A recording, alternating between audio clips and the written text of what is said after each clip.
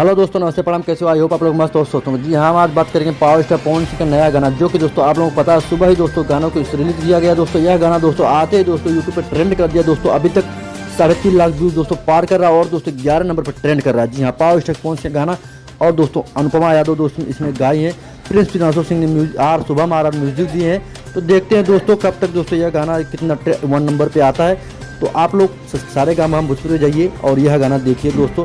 अभी दोस्तों 5-6 घंटा में दोस्तों ट्रेंड करने लगा, यूट्यूब पे तहलका पूरा मचा दिया है। तो आप लोग भी जाइए, रिक्वेस्ट है आप लोगों से कि यह गाना आ रहा बढ़िया छपरा देखिए, क्योंकि दोस्तों इसको 1 नंबर पर ट्रेंड कराना है।